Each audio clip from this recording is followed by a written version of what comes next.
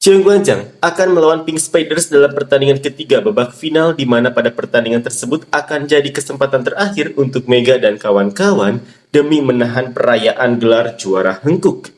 Sekarang ini Cheung Guangjang berada di posisi diuntungkan karena akan bermain di kandang, tapi mereka juga ada sejumlah permasalahan seperti pada gaya bermain yang masih berantakan.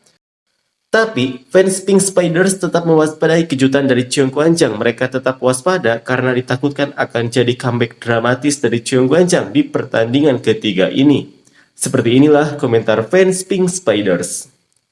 Para penggemar Hankook akan menyenangkan jika kita menang dan Kim Yeon Kong juga menjadi juara. Jangan terlalu pesimis dan kritis, mari kita nikmati saja, ini adalah tarian terakhir.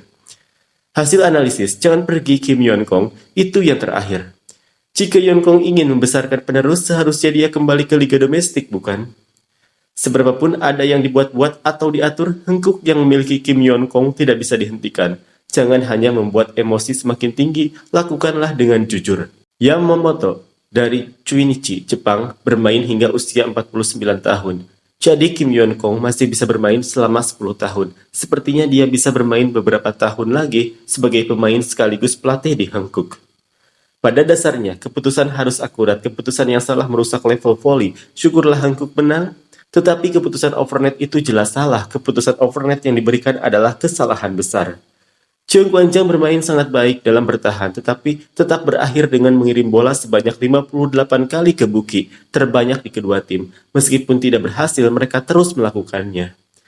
Mulai hari ini, kemungkinan Hankook untuk menang harus dianggap 80%. Jika KOFO, Federasi Voli Korea, berpikir dengan bijak, mereka harus menyelidiki kesalahan keputusan pada set pertama pertandingan hari itu. Entahlah apakah itu akan terjadi. Benar, ini tidak pantas untuk seorang pemenang. Mari lebih bersikap bijaksana. Set pertama dan kedua, Cheung Guangjang bermain dengan baik. Tim Hankook kita memang mulai terlambat. Jangan lengah, ini bisa jadi pembelian licik. Siapa tahu apa lagi yang akan mereka lakukan. Kesalahan overnet di set pertama adalah salah satu dari ini. Pertama, wasit menerima uang dari Cheung Guangjang atau seseorang atau pihak tertentu. Kedua, ada manipulasi judi. Ketiga, diberi instruksi oleh KOFO untuk memperpanjang pertandingan final. Keempat, kualitas wasit menurun. Salah satu dari ini yang terjadi. Keputusan overnet di set pertama memang salah. Kenapa terus-menerus bilang tidak? Gara-gara itu, hampir saja kami kalah dalam pertandingan. Kesalahan keputusan selalu ada, yang penting kita bisa menghadapinya, dan yang penting Hankook menang di Daejeon. Mari kita menang 3-0. Buki hari ini mentalnya hancur, tapi kenapa bola terus-menerus dikirim ke Buki? Abon dan Za marah-marah, tetapi penerjemah bicara dengan tenang. Kalau Abon dan Za pergi, apakah kita tidak akan bisa melihat penerjemah lagi? Sedikit disayangkan. Terlepas dari apakah menang atau kalah, ini benar-benar aneh. Cobalah untuk berpikir dari sudut pandang yang berbeda. Aku juga kaget. Pada set pertama, 2, dan 3, setiap kali Hankook menyerang, pertahanan Cheung Guangjang selalu siap bahkan untuk pukulan diagonal dari Kim Yeon Kong. Wah, aku benar-benar mengira mereka akan kalah hari ini. Keputusan overnet di set pertama memang salah. Kenapa masih ada yang ngotot bilang bukan? Gara-gara itu hampir saja kalah dalam pertandingan. Semua orang tahu bahwa Cheung Guangjang bermain dengan baik, tapi mereka hampir kalah karena overnet itu. Siapapun yang melihat pasti tahu itu bukan pelanggaran. Makanya semua orang protes seperti ini. Hankook memang kurang bagus dan Cheung Guangjang memang bermain dengan bagus. Bagaimanapun Kim Yeon Kong telah berkontribusi besar untuk voli Korea. Jadi, semoga dia bisa juara sebelum pergi. Ini karena pertandingan final, jadi wajar kalau semua orang lebih sensitif. Mohon pengertiannya, ini bukan sekedar laga biasa. Final tahun 2016-2017 memang sangat menyakitkan bagi Hankook. Mereka kalah di pertandingan pertama di kandang sendiri, lalu di pertandingan kedua, meskipun menang di set pertama dan hampir menang di set kedua dengan skor 24-22, akhirnya kehilangan momentum. Setelah itu mereka kalah di pertandingan 3 dan 4 di Hwaseong. Akhirnya harus menyerahkan gelar juara. Itu pasti terasa sangat pahit. Yeonjo adalah pahlawan utama dalam kemenangan liga. Kenapa ada yang bilang untuk mengeluarkan Yeonjo?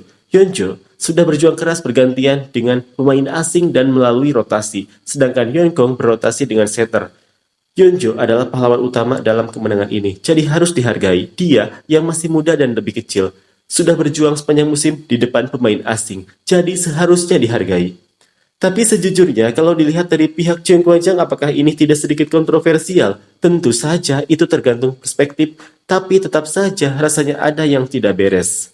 Hengkuk memang kekurangan kualitas di posisi pemain asing. Kalau dua pemain asing itu diganti dan hanya ada satu pemain seperti Mega, mereka pasti bisa dengan mudah juara. Jika hanya memberi umpan tinggi kepada Jong Hoyong, dia bisa dengan mudah mengatasi blokir satu tangan, tapi dia tidak bisa melakukannya di liga reguler dan hanya finish di posisi ketiga. Namun dia memiliki kesempatan bermain di playoff dan final Champions League.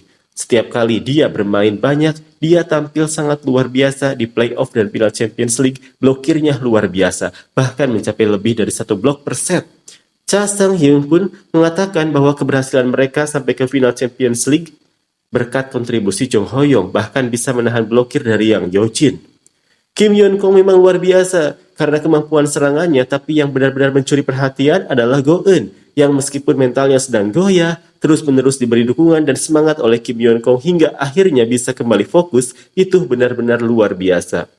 Secara jujur, saya juga berpikir sebelum musim ini dimulai bahwa Hanguk akan sulit untuk menang. Cho Kwon-jang terlihat paling berpeluang, diikuti oleh tim-tim seperti IBK Altos dan Hyundai. Saya mengakui bahwa tos Go Eun cepat, tapi kenyataannya tosnya tidak stabil. Hanguk menang karena Kim Yeon Kong yang memimpin. Go Eun memang berusaha keras, tetapi tanpa Kim Yeon Kong, dia mungkin hanya pemain biasa.